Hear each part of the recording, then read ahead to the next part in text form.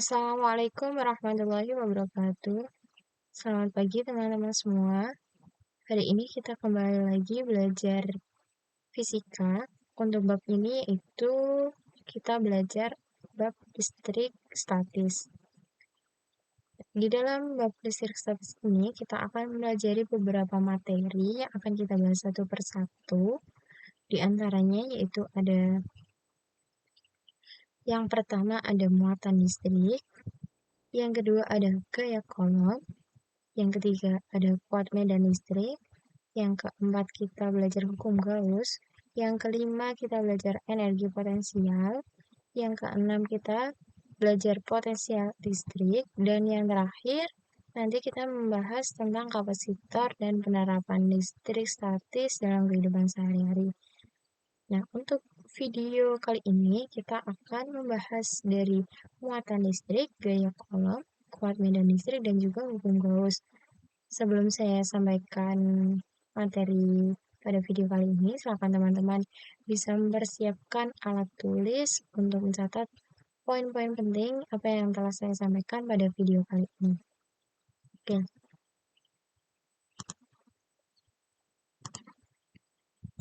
Langsung saja kita masuk ke materi yang pertama, yaitu mengenai muatan listrik.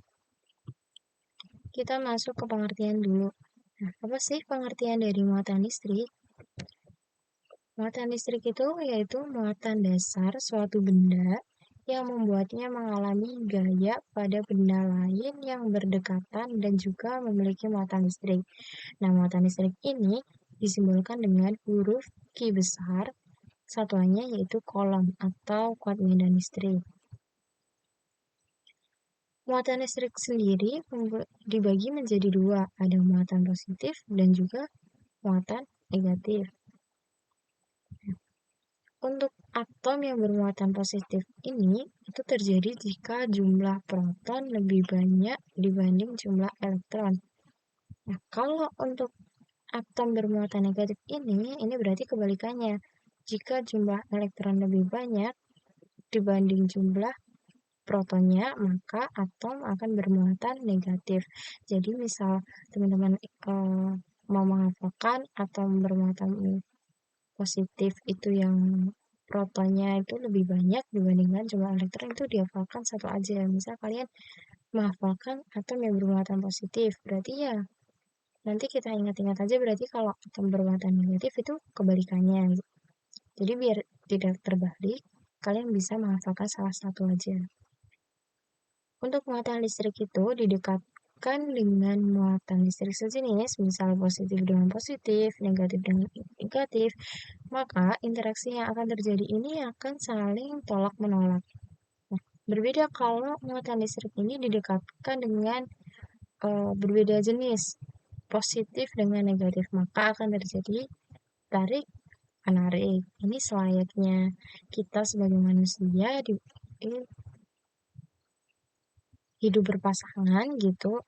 Jadi antara cowok dengan cewek pasti kan saling suka. Nah, itu kan itu sama halnya dengan muatan listrik. Muatan listrik kalau positif dengan positif maka dia juga akan menolak. Nah, gitu. Bisa kalian lihat, kita gambarkan ini ada sebuah muatan listrik positif, ini juga muatan listrik yang positif, maka dia akan tolak menolak. Kalau positif dengan negatif, maka akan saling tarik menarik. Nah, kita kalau berbicara mengenai muatan listrik atau listrik statis, mungkin kalian sudah nggak asing di pelajaran SMP, itu pernah disinggung mengenai listrik statis, dan contoh yang sangat familiar yaitu mengenai bagaimana sih sisir plastik ini yang digosokkan itu dapat menarik sobekan-sobekan kertas kecil. Mungkin salah satu dari kalian sudah ada yang tahu bagaimana cara kerja dari sisir plastik ini bisa menarik sobekan kertas kecil. Nah, tadi kan kita telah belajar mengenai muatan listrik. Ada muatan listrik positif, ada muatan listrik negatif. Maka dari sini kita akan lebih paham untuk memahami cara kerja sisir untuk menarik kertas. Perlu diketahui bahwa sebelum sisir dikosongkan dengan rambut secara satu arah, sisir itu tidak bermuatan listrik. Nah, sisir yang tidak bermuatan listrik itu belum bisa menarik sobekan kertas. Namun, setelah sisir dikosongkan dengan rambut, muatan negatif pada sisir itu berpindah ke rambut, sehingga muatan positif pada sisir itu lebih banyak daripada muatan negatifnya. Nah, pada saat tersebut, sisir dapat dikatakan sebagai benda yang bermuatan listrik positif, sehingga sisir dapat menarik sobekan-sobekan kertas. Oke.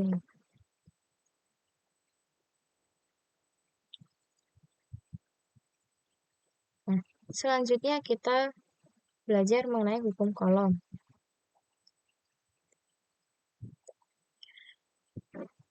Kalian bisa lihat di sini saya berikan sebuah gambar. Terdapat dua muatan. Muatan yang pertama ini kita simbolkan dengan Q1. Ini ada partikel dengan muatan negatif, dan muatan yang kedua kita simbolkan dengan Q2 dengan muatan bernilai positif. Tadi kan kita udah belajar kalau ada muatan negatif dengan muatan positif, otomatis muatan listrik ini akan saling tarik menarik. Kalau negatif dengan negatif, maka dia akan saling tolak menolak. Nah, interaksi tarik menarik dan tolak menolak ini dapat kita sebut dengan gaya listrik. Gaya listrik itu simbolnya F besar. Lalu bagaimana hubungan antara gaya listrik dengan kedua muatan dan jarak antar kedua muatan tersebut? Ini berlaku jika ada dua muatan ya. Jadi ada dua muatan, kemudian ada jarak antara muatan pertama dengan muatan dua. Nah, dari eksperimen gaya kolom, maka akan didapat hubungan antara besar gaya kolom dengan jarak antar muatan dan besar muatan. Hasil analisis data dari eksperimen ini antara dua muatan ini menunjukkan bahwa besar gaya kolom itu sebanding dengan perkalian kedua muatan dan berbanding terbalik dengan kuadrat jarak antar kedua muatan tersebut. Berbanding terbalik dengan kuadrat jarak. Jaraknya kan berarti dari sini sampai sini.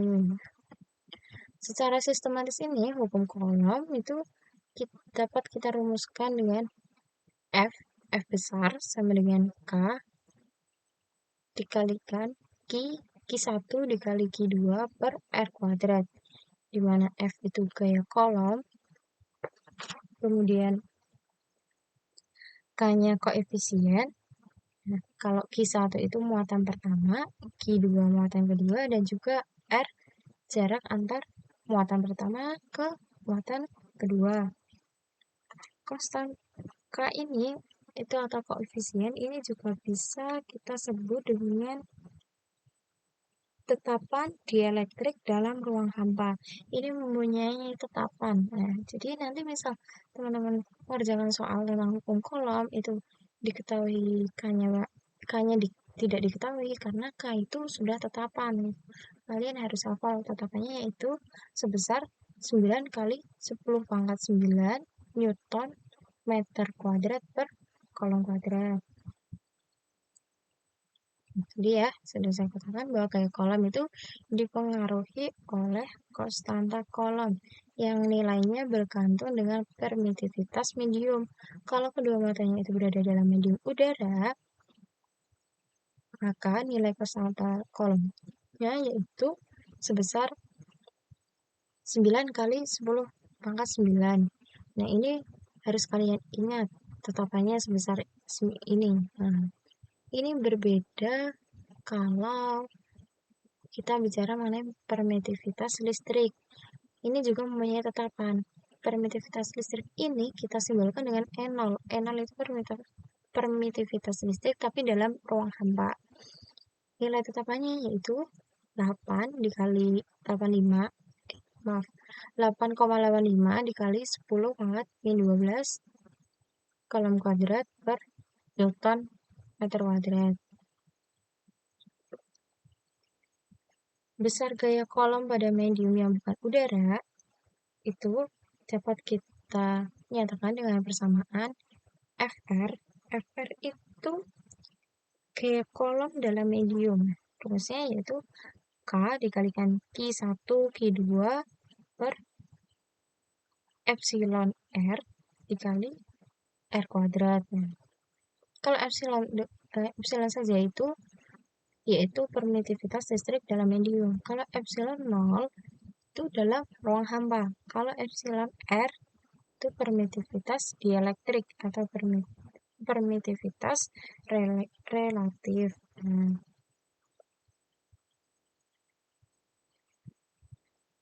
Jadi kalau beda ya, kalau tadi besar gaya kolom pada ruang hampa. Nah, kalau ini besar gaya kolom pada medium yang bukan udara, pada medium yang bukan ruang hampa gitu.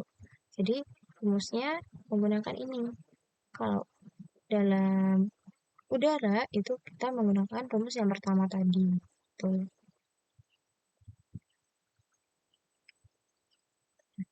Di dalam gaya kolom, sebelumnya gaya kolom ini kalau kita kembali ke pelajaran fisika kelas 10 mengenai vektor, gaya ini kan termasuk dalam besaran vektor. Nah, sehingga kita harus memperhatikan nilai dan juga arah vektor semua partikel yang bermuatan. Karena itu. Jadi karena ini termasuk besaran vektor, nanti kita akan mencari resultan menggunakan rumus seperti yang ada di vektor kelas 10. Yang pertama, kita bicara tentang gaya kolom dalam muatan segaris. Ini terjadi ketika ada sebuah muatan lebih dari 2 muatan. Kalau 2 muatan saja kita menggunakan rumus yang tadi. Nah, ini untuk 3 muatan gitu yang dalam segaris.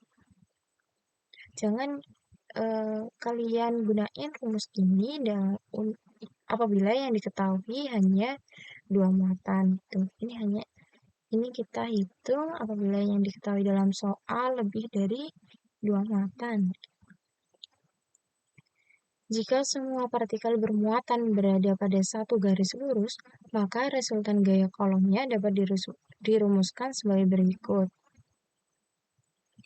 Yaitu F total sama dengan F1 plus F2 plus F3. Nah, ini kalian lihat, ini kan ada 3 muatan. Yang pertama, muatan bernilai positif. Yang kedua ini negatif. Dan yang ketiga itu juga negatif. Semisal terdapat soal, kita disuruh mencari berapa gaya di muatan C gitu. Di muatan C kita misalkan F2 itu C gitu. F2 itu C. Berarti yang pertama kita harus menentukan arahnya terlebih dahulu. Jadi menentukan arah itu sangat penting. Poin pertama dalam mengerjakan soal gaya kolom.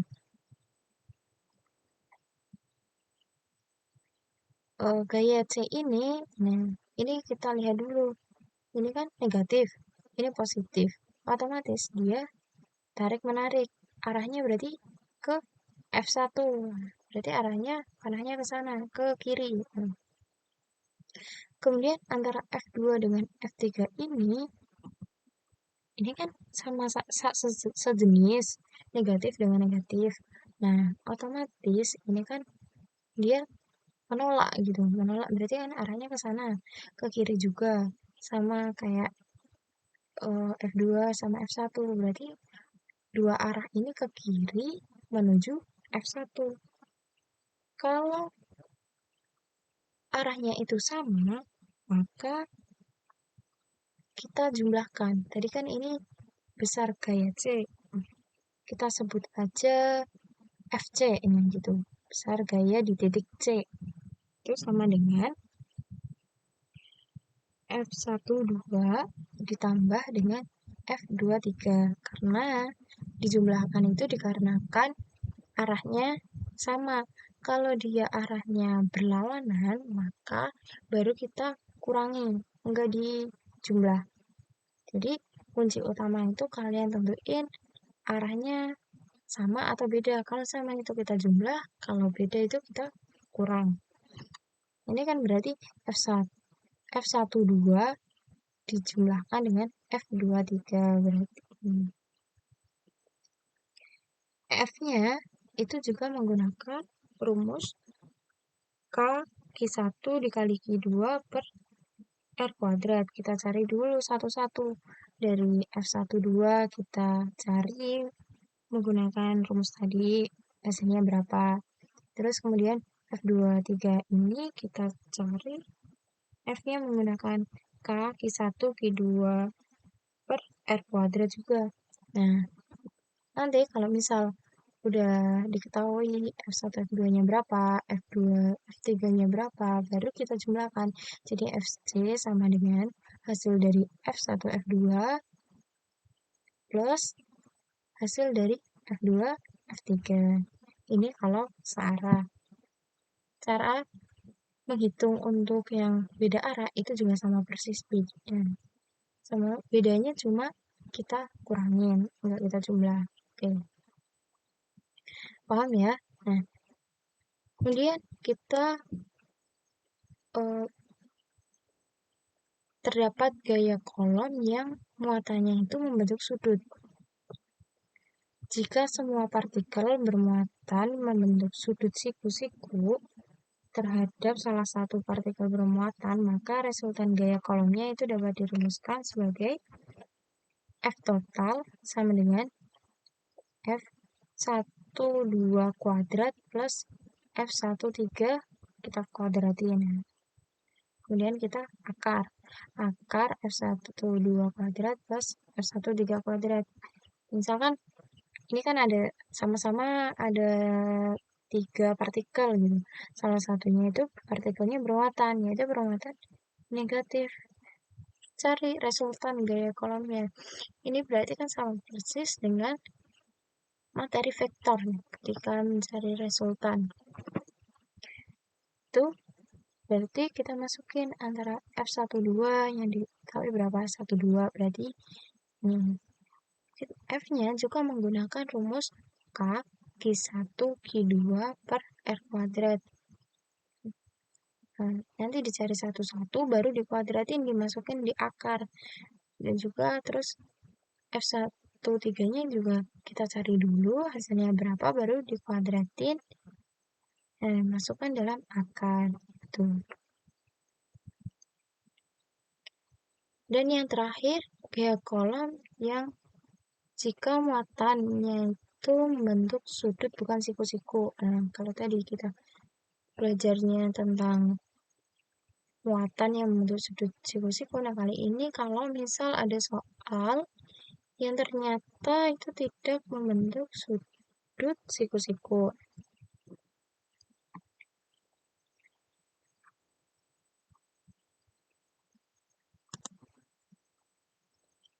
Bisa kalian lihat di gambar, ini kan ada 3 partikel yang bermuatan. Nah, ini partikel F1 itu muatannya positif, F2 itu negatif, maaf ya, ini gambarnya kurang, dan F3 ini partikelnya juga bermuatan negatif. Ternyata membentuk sebuah segitiga membuat sudut, tapi bukan siku-siku. Kemudian yang ditanyakan berapa gaya pada F1 atau F total. Rumusnya yaitu kita menggunakan F12 kuadrat akar dari F12 kuadrat plus F13 kuadrat plus 2 F12 dikalikan F13 dikalikan cos theta. Ini juga sama persis dengan materi vektor yang ada di kelas 10. Mungkin kalian bisa membuka kembali catatan vektor di kelas 10 ya.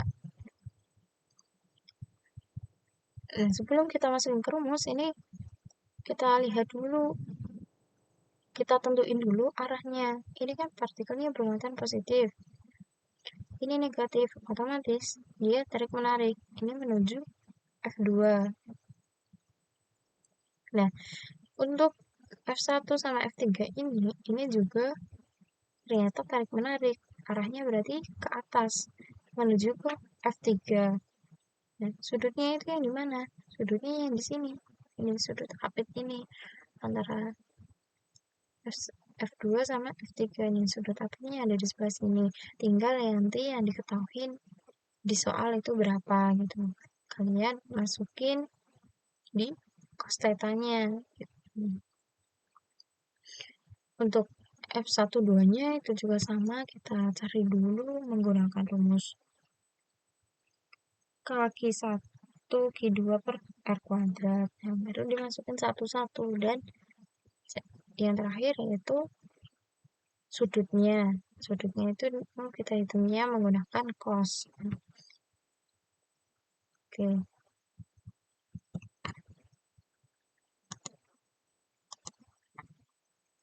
Selanjutnya kita masuk ke contoh soal aja.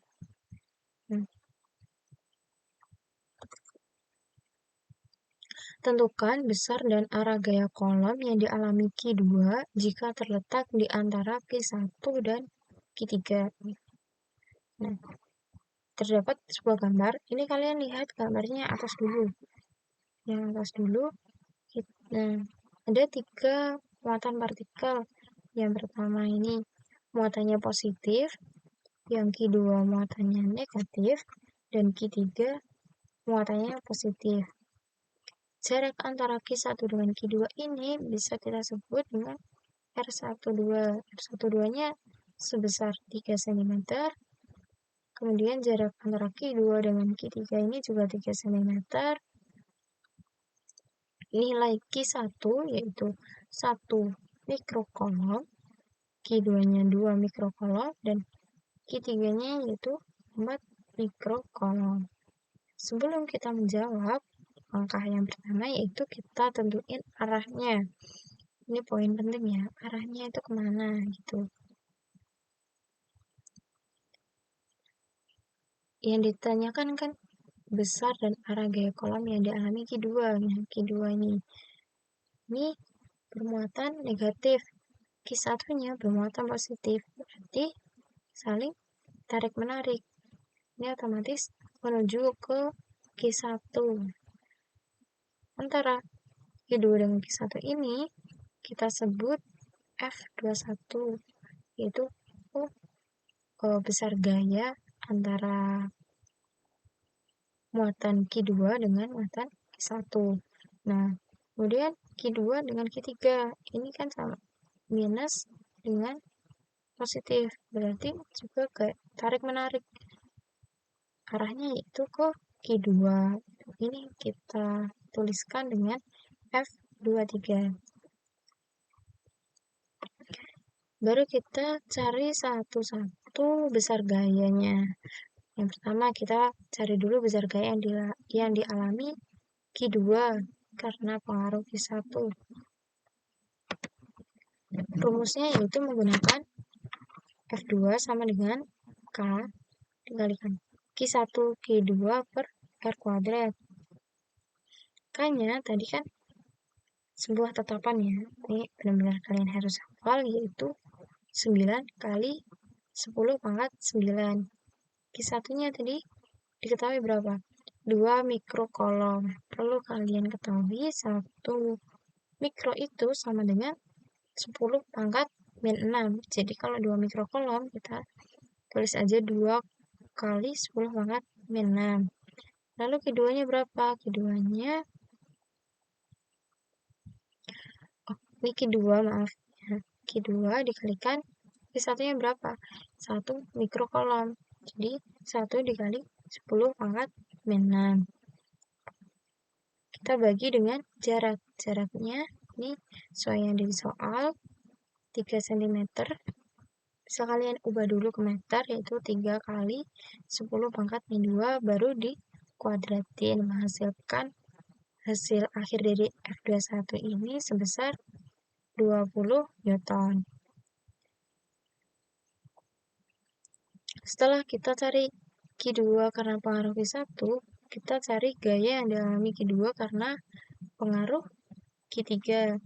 Soalnya rumusnya juga sama, menggunakan Q1 dikali Q2 per R kuadrat. Ini mau dibalik-balik juga boleh, Q2 kali Q1, antara Q1 dengan Q2-nya aja, yang bisa dibalik-balik gitu, karena perkalian. Untuk konstantanya, ini sebuah tetapan, yaitu 9 kali 10 pangkat 9, kemudian Q2-nya 2 kali 10 pangkat 6, dan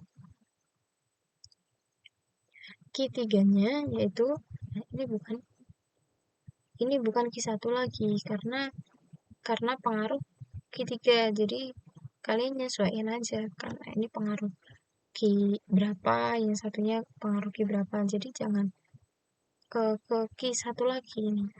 Sekarang Q3 itu sebesar 4 mikrokolom atau 4 kali 10 pangkat min 6, dibagi dengan jaraknya juga sama antara Q2 dengan Q3, yaitu sebesar 3 kali 10 pangkat min 2, menghasilkan hasil akhir yaitu F23 80 Newton. Nah, karena Q2 dan Q1 itu saling tarik-menarik, maka F21 arahnya itu menuju ke Q1. F21 arahnya menuju ke Q1, sedangkan Q2 dan Q3 itu juga saling menarik, maka arahnya menuju Q3. Sehingga resultan gaya yang bekerja pada Q2 adalah, nah, ini seperti yang saya sampaikan tadi, kalau dia berlawan arah, maka dikurangin, bukan dijumlah. Kita kurangin F23 dikurangi F21. Nah, kalau pengurahan ini bisa kalian lihat dulu nilai hasilnya berapa, besar dikurangin yang kecil. Kalau misal F21-nya besar, ya berarti ya F21 dikurangi F23, pokoknya besar dikurangi kecil. 80 dikurangi 20, yaitu F2-nya berarti sebesar 60 Newton. Oke, sampai sini paham ya? Selanjutnya kita bicara mengenai medan listrik.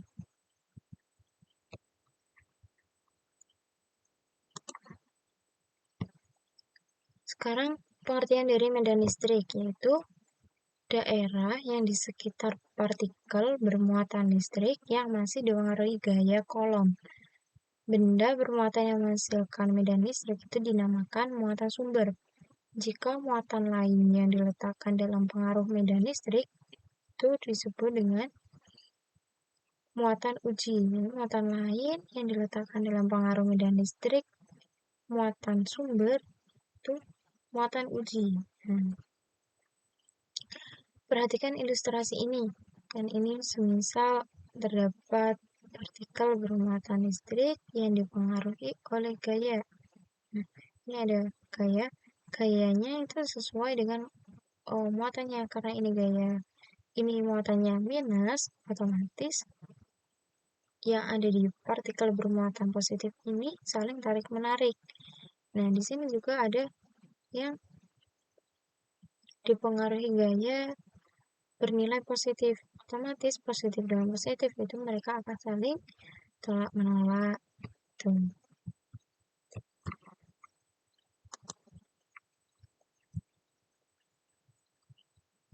Kemudian medan listrik ini secara sistematis bisa kita rumuskan dengan E sama dengan F per Q0. Ini pada muatan uji. Nah, kalau pada suatu titik itu E sama dengan K per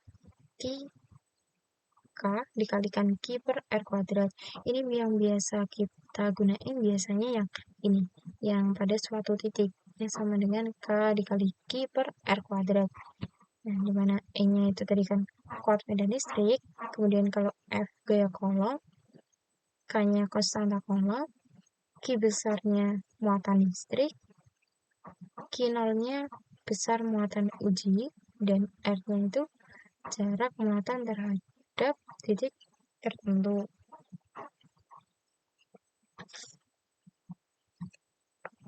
Oke. Nah, dalam medan listrik ini itu juga kita harus memperhatikan arah vektor medan listriknya. Ini masih berkaitan mengenai vektor lagi, sama kayak tadi, sama kayak gaya. Yang pertama, medan listrik jika terdapat partikel dalam satu garis lurus. Ini juga sebenarnya masih sama kayak hukum Coulomb tadi. Jika semua partikel bermuatan berada pada satu garis lurus, maka resultan medan listriknya dapat dirumuskan sebagai berikut. E total itu sama dengan plus minus E1 plus E2 plus E3. Nah, kenapa plus minus? Ini tergantung dengan muatan partikel yang diketahui. Nah,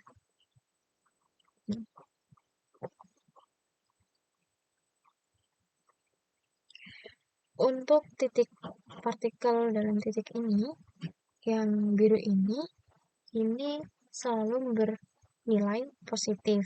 Nah, di samping titik ini ada dua partikel, yang satunya Q1 bermuatan positif dan Q2-nya ternyata bermuatan negatif. Lalu kita tentuin arahnya terlebih dahulu di titik biru ini, atau titik S1 gitu. Titik S1 ini kita tentuin karena ini bernilai positif, positif dengan positif, dia akan tolak menolak, berarti arahnya ke kanan menuju Q2. Nah, titik biru ini dengan Q2 ini kan positif dengan negatif, berarti dia saling tarik menarik, arahnya juga ke kanan menuju Q2. Berarti totalnya yaitu E1 dijumlahkan dengan E2, sama kayak hukum Coulomb. Kalau satu arah kita jumlahkan, kalau dia berbeda arah, maka kita kurangi. Nah, S1-nya ini juga menggunakan rumus ini pada suatu titik, yaitu Q per R kuadrat gitu. Terus kemudian dijumlahkan dengan E2-nya berapa gitu. Ini juga menggunakan rumus kaki per R kuadrat.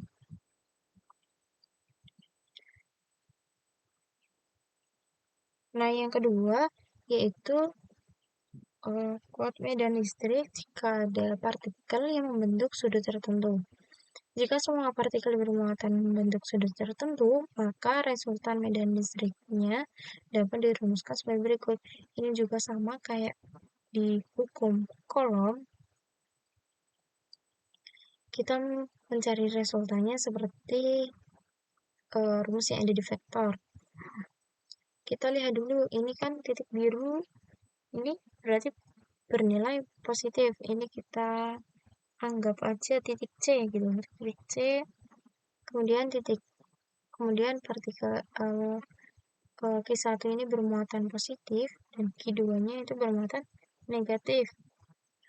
Positif dengan negatif, ini dia akan tarik menarik, maka arahnya ke sana, ke kanan nih, yang warna biru muda. Ini positif dengan positif, dia akan saling tolak menolak, berarti arahnya ke bawah. Kemudian sudutnya mana? Sudutnya berarti yang ini yang mengapit antara arah vektor 1 dengan arah vektor yang lain gitu. Jadi bukan antara ini. Arah satu dengan arah yang lain ini merupakan sudut yang akan kita masukin ke rumus. Jadi totalnya sama dengan E1 kuadrat plus E2 kuadrat plus 2E1 dikali E2 dikali cos theta. Jadi ini sama kayak hukum Coulomb, cuma kita menggunakan rumusnya itu agak beda. Kalau hukum Coulomb, Q1, Q2 per R kuadrat. Kalau ini E-nya menggunakan rumus Q1 per R kuadrat. Tuh. Q per R kuadrat ini ya. Ini tolong diingat rumus dari medan listrik. Nah, langsung saja kita masuk ke contoh soal. Nah, jika terdapat dua buah muatan listrik diletakkan terpisah, seperti gambar di bawah ini. Ada titik C berada 20 cm di sebelah kanan B, di sebelah kanan titik B. Jika K-nya itu kan ketetapan, yaitu sebesar 9 kali 10 pangkat 9, dan nah, seperti yang saya sampaikan tadi, 1 mikrocoulomb sama dengan 10 pangkat min 6. Tentukan kuat medan di titik C. Langkah yang pertama, selalu kita gambarkan dulu arahnya itu kemana. Karena ini yang ditanyakan di titik C. Nah, kita gambarkan ini antara A dengan B ternyata kan positif dan positif. Tolak menolak, arahnya berarti ke kanan. Titik C dengan titik B, titik C.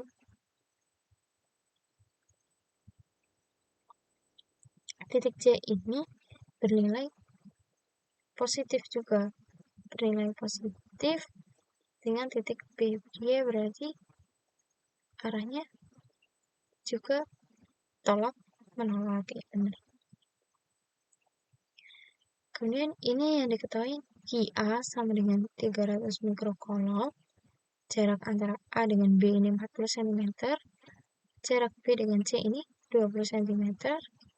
Kemudian ini sebesar 600 mikrocoulomb. Kita ubah dulu jaraknya, jarak A dan jarak B.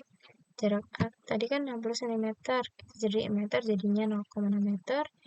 Kemudian jarak B itu kan 20 cm, jadinya 0,2 meter.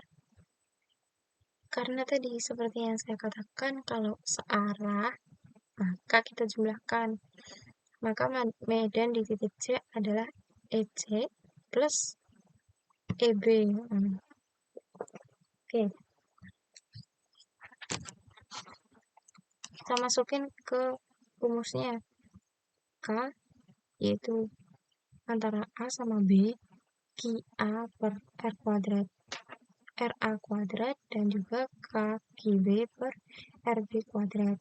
K-nya konstanta, yaitu sebesar 9 kali 10 pangkat 9. Untuk QA-nya tadi 300 mikrocoulomb. Kemudian untuk jaraknya, jarak antara A dengan C itu 60, karena ini kan 40 cm, ditambah dengan 20 cm kan 60 cm. Nah, kemudian untuk jarak B ke C, ya, ini baru 0,2. Q-nya yaitu sebesar 600 mikrocoulomb, 600 mikrocoulomb, atau 6 kali 10 pangkat 4. Kita hitung satu-satu. Nah, hitung yang sebelah kiri dulu, ini menghasilkan 75 kali 10 pangkat 5. Kemudian yang kiri 1350 kali 10 pangkat 5. Tinggal kita jumlahkan. Menghasilkan kuat medan di titik C yaitu 1,425 kali 10 pangkat 8 Newton per coulomb. Paham ya? Jadi poin pentingnya yaitu kita tentuin arahnya. Kalau arahnya sama berarti kita jumlahkan. Kalau arahnya berbeda kita kurangin, baru kita cari satu-satu menggunakan rumus kuat medan listrik, baru kita jumlahkan gitu. Paham ya? Oke. Nah, terakhir kita akan membahas tentang hukum Gauss.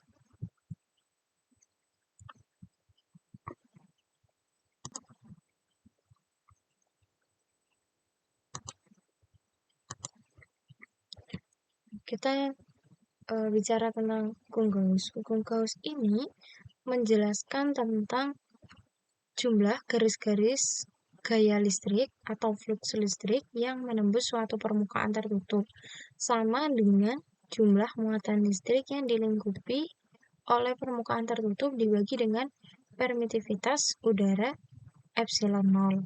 Nah, ini kan bisa kalian lihat terdapat suatu bidang, ini garis hayal, kemudian di sini ada garis normal yang membentuk sebuah sudut, dan yang sebelah bawah ini itu ada arah normalnya berapa gitu, itu sebesar Newton.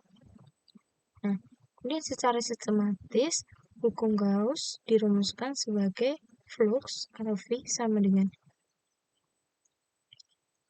E dikalikan A dikalikan cos theta.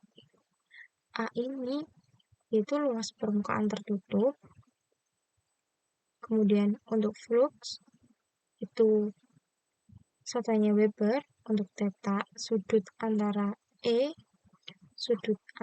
ini dan juga arah normal gitu.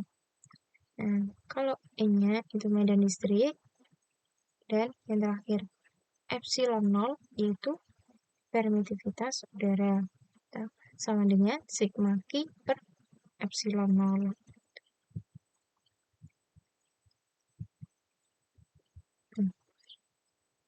Medan listrik bagi distributor kontinu. Nah, nih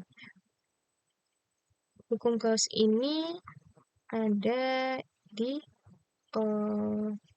digunakan sebagai distributor kontinu, atau bisa kita katakan untuk menghitung kuat medan listrik dari suatu sistem muatan konduktor bersimetri tinggi seperti konduktor dua keping sejajar dan juga ada konduktor bola berongga.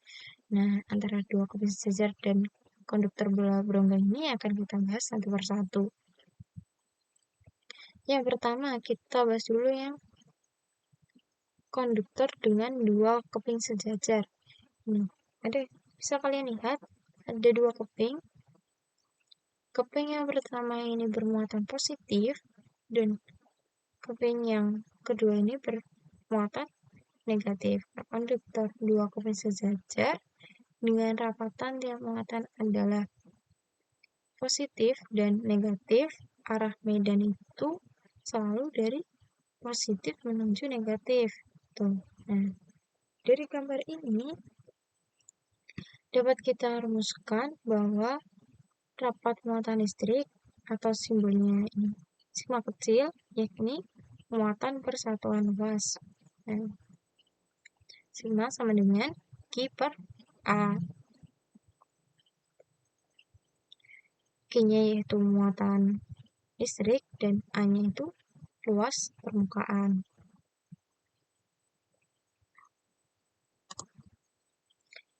Jumlah garis medan yang menembus keping atau flux ini dirumuskan sebagai flux atau V sama dengan E dikali A kali cos theta sama dengan Q per epsilon 0. Gitu. Ini untuk rumus dari garis medan yang menembus keping atau flux. Untuk besar kuat medan listrik pada keping sejajar ini juga dibagi menjadi dua. Ada yang kuat medan listrik pada medium hamba udara dan juga medium bukan udara. Kalau mediumnya itu di udara, kita menggunakan rumus E sama dengan sigma per epsilon 0 sama dengan Q per A dikali epsilon 0. Nah, biasanya ini Q sama dengan A dikali epsilon 0 ini kalian juga harus hafalkan rumus dari medium hamba udara antara kedua keping. Ini yang hamba udara. Kalau mediumnya bukan udara, ini tuh mempunyai rumus beda lagi, yaitu sigma per epsilon 0 sama dengan Q per epsilon R dikalikan E dikalikan epsilon 0. Ini kan ya, ini kurang. E sama dengan sigma per epsilon 0 sama dengan Q per sigma epsilon R dikali A dikali epsilon 0. Nah, kalau epsilon R ini yaitu berupa konstanta dielektrik. Kalau E besar tadi kan medan listrik. Jadi kalian jangan kebalik. Bisa saya sering menemukan beberapa penulisan antara E dengan epsilon gitu. Itu kan beda karena maknanya juga beda. Yang satunya kuat medan listrik, yang satunya itu konstanta. Kalau epsilon R itu konstanta dielektrik, kalau epsilon 0 itu permitivitas listrik dalam ruang hampa. Ini juga yang sudah saya sampaikan tadi, mempunyai nilai tetapan yaitu sebesar 8,85 dikali 10 pangkat min 12. Jadi kalian jangan kebalik untuk nilai tetapan epsilon 0 dengan nilai tetapan K pada hukum Coulomb gitu.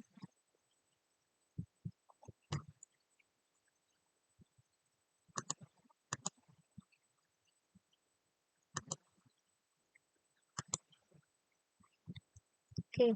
Kemudian kalau tadi kita bicara tentang dua keping, nah kalau sekarang kita masuk ke konduktor bola berongga. Kita lihat dulu nih, terdapat sebuah bola, terdapat permukaan nih yang di dalam bola ini terdapat partikel-partikel yang ada di permukaan bola.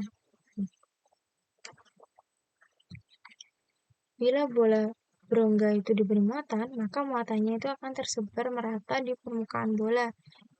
Akan tersebar merata nih, seperti yang ada di gambar.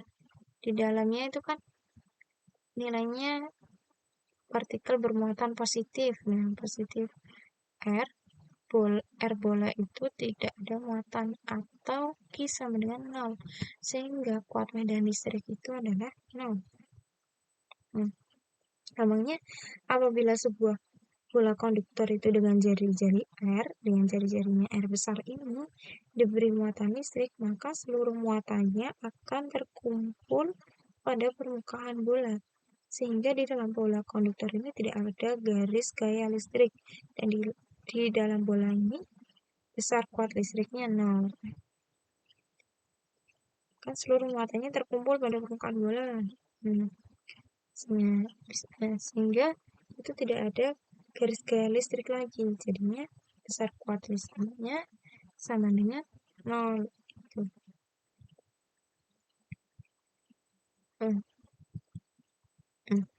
Kuat medan listrik ini juga dibagi dua, ada di permukaan bola konduktor dan di luar bola konduktor. Kalau di permukaan bola konduktor atau R sama dengan R besar, R kecil itu jarak titik A, B, C tadi, jarak titik ke pusat bola, ini ke pusat bola, ini itu R kecil. Kalau R besar itu jari-jari bola konduktor. Nah, jari-jarinya berapa gitu. Nah, kita rumuskan dengan E sama dengan K dikali Q per R kuadrat. Ini R-nya R besar. Kalau di luar bola konduktor, ini rumusnya E sama dengan K dikali Q per R kecil kuadrat. Nah, biar kalian gampang untuk menghafalkan, berarti kalian hafalkan aja salah satu. Misal kalian hafalkan di permukaan bola konduktor, R sama dengan R besar. Nah, kalian hafalkan rumusnya satu aja, biar tidak terbalik. Oh, berarti kalau di permukaan bola konduktor menggunakan R besar kuadrat. Berarti kalau kebalikannya, di luar bola konduktor, kita menggunakan R kecil dikuadratkan. Q-nya tadi kan muatan listrik, I-nya medan listrik, tadi seperti yang saya sampaikan, R itu jari-jari bolanya, R besar, dan R kecilnya itu jarak muatan titik itu dari pusat bola. Nah, kita masuk ke contoh soal. Semisal diketahui keping sejajar bermuatan 0,01 kolom berbentuk persegi panjang dengan panjangnya 20 cm dan lebarnya 10 cm, hitunglah kuat medan listrik di antara keping sejajar tersebut.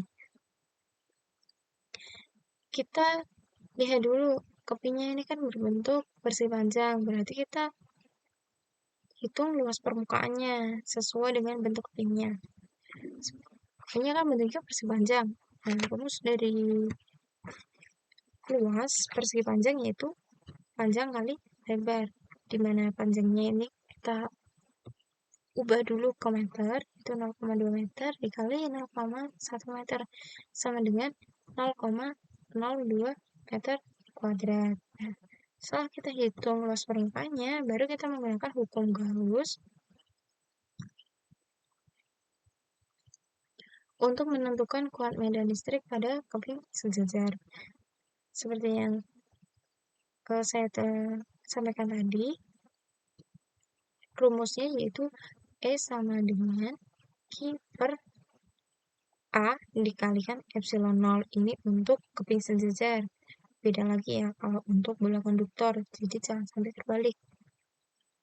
Kita masukin Q-nya tadi kan diketahui keping sejajar bermuatan. Nah, muatannya sebesar 0,01. Dia luas permukaannya tadi udah kita hitung sebesar 0,02. Dikalikan dengan epsilon 0 ini juga tadi sebuah tetapan, itu sebesar 5,54 dikali 10 pangkat min 12. Ya, jadi 0,01 dibagi dengan 0,02 dikali 8,54 kali 10 pangkat min 12 kali 10 pangkat min 12 menghasilkan nilai akhir yaitu sebesar 5,65 kali 10 pangkat 10. Nah, ini hasil akhir ini merupakan kuat medan listrik dari keping sejajar.